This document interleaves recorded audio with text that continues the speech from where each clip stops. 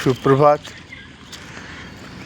রোজকার মতন আজকেও সকাল সকাল কিছু ইতিবাচক ভাবনার চাহিদায় প্রকৃতির কোলে এগোলাম। তাই জিজ্ঞালাম প্রকৃতিকে, হে প্রকৃতি, গতকাল যখন পরিস্থিতি প্রতিকূল ছিল, যখন জিনিসগুলো সব উল্টো পাল্টা হয়ে গেছিল, তাহলে আমি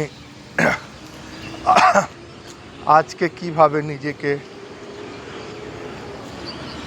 অনুপ্রেরিত রাখতে পারি, কিভাবে নিজেকে ইতিবাচক করে রাখতে পারি। বললেন প্রকৃতি, যা আপনি বললেন সেটি স্বাভাবিক। মানুষের জীবনে ঘটনাক্রমগুলো সব সুব্যবস্থিতভাবে ঘটে না।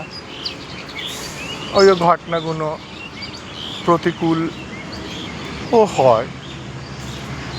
কিন্তু বন্ধু, একটি নতুন সকাল নিজেই প্রেরণার একটি মহাস্রোত। একটি সকাল সকাল আপনাকে মনে করিয়ে দেয় এখনও আপনার স্বপ্ন আপনার জন্য অপেক্ষা করে বসে রয়েছে। আপনার লক্ষ্য এখনও আপনার অপেক্ষায় আছে, যেন আপনি গিয়ে তাকে প্রাপ্ত করবেন। তাই বন্ধু, অজুহাত ছাড়ো, সম্ভাবনাকে খুঁজে বেড়াও। আর প্রেরণা হচ্ছে এইরকম একটি জিনিস যেটি আপনার বিচারকে কার্যে রূপান্তরিত করতে আপনাকে সাহায্য করে। কিন্তু আপনি যে বলবেন যে আপনি কোথায় থেকে প্রেরিত হব, আমি কোথায় থেকে, আরে বাবা, এই সুন্দর সকালটা তো নিজেই প্রেরণার একটি মহাস্রোত।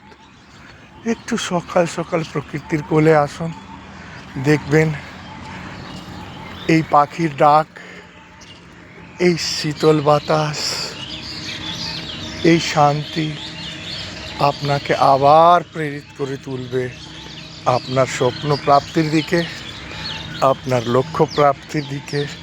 চ্যানেলকে লাইক আর সাবস্ক্রাইব করুন।